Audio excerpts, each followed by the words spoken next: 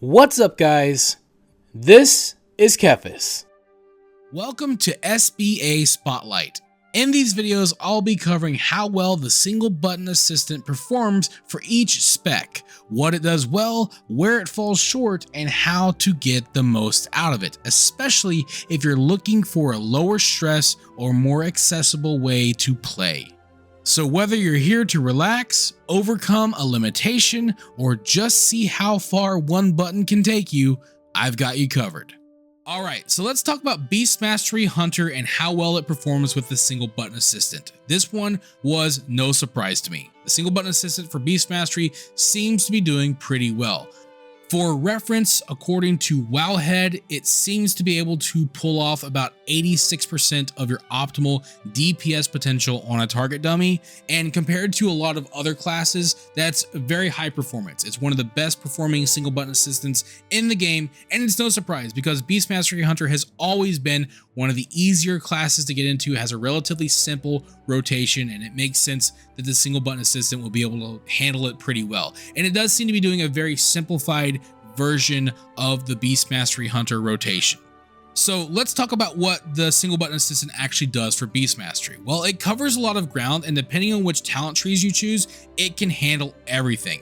For starters, what's interesting is that if you don't have a pet summoned, it will summon Call Pet 1, which is nice, but if you want to use a different pet from the one that's in your first slot, make sure that you summon it before you start using the single button assistant. Also, it will use Revive Pet. Now, I haven't tested this out personally because I haven't been in a situation yet where my pets died, but I could see this being useful. I could also see it being a problem if you're in a tight situation, if you're playing solo where your pet happens to die, the enemy's about to die, and you're spamming the single button assistant, and then it starts casting Revive Pet instead of using one of your abilities that could potentially finish off the enemy. I can see that being a problem, so if it does prioritize using Revive Pet in those situations, that could lead to an avoidable death for sure. But that's just foresight talking. I haven't actually been in that situation. Now, when it comes to other pet maintenance like Mend Pet, Dismissal, calling your pet back from attacking, you're going to have to manage that yourself. The single button assistant will not do those things for you,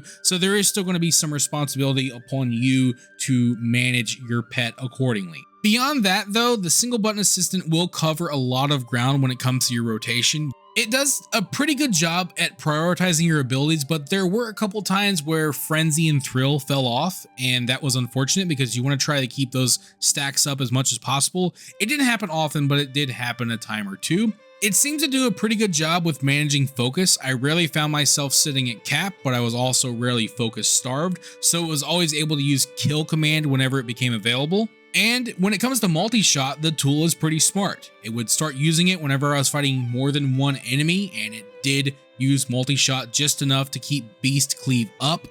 So that's one less thing I have to worry about. Beyond your core abilities, it will use just about everything. It's actually surprising what it will and won't use. So it'll use Dire Beast if you choose it. If you switch to Black Arrow with Dark Ranger hero talents, it will use that. Surprisingly, it uses Bestial Wrath, which was unexpected because I have always regarded that as your offensive cooldown ability, but it uses it. It will also use Bloodshed as well, and again, that was a bit surprising because one of the abilities that it doesn't use is Call of the Wild, and this is one of the main reasons why people have been coming to me about Beastmastery Hunter and the single button assistant. So I'm not exactly sure what the criteria is for what the single button assistant will and won't use in general when it comes to offensive cooldowns especially. My best guess right now is that maybe it has something to do with the ability's cooldown duration. Maybe 2 minutes is the cutoff. That seems to be a common factor, but I've only looked at a few classes so far, so I can't say for sure. Either way, unfortunately, the single button assistant will not use Call of the Wild, and that is one of the most popular talents right now, so we're going to have to take a look at how to handle that. Before we do though, another interesting ability that the single button assistant wasn't using for me was Barrage. Now, a lot of people aren't really talking about this right now because Barrage isn't a very popular talent at this time, so people don't seem to care. But I went ahead and tested it anyways to see, and it wasn't in the tooltip, and when I started to use the single button assistant, it never used Barrage. So I thought that was very interesting. I'm not too worried about right now because Barrage doesn't seem to be a very popular talent, but if things were to change in the future, it may be something that we'll have to revisit. For now though, we just need to focus on the best ways to manage Call of the Wild, and you do have some options. Obviously, the easiest way to deal with Call of the Wild is to simply not take it as a talent. This is hard though, because it's a very popular talent right now. It's very effective, especially in single targets. There are some cooldown-less builds though.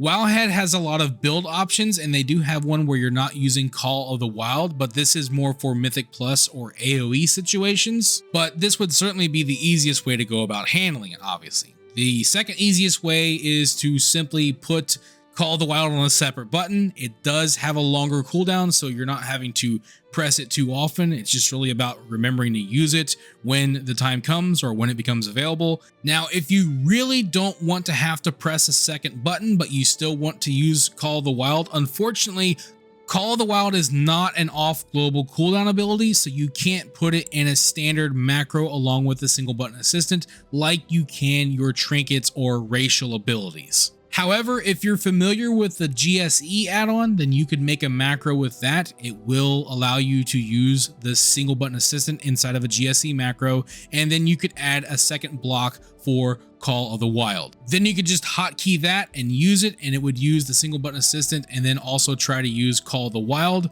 It's a very easy macro to make with GSE, and I've gone ahead and made one. If you want to use it, you can import it into GSE. I'll have a link in the description below. Simply hotkey it, and what it's going to do is it will use the single button assistant, and then for every 3 times it tries to use the single button assistant, it will try to use Call of the Wild.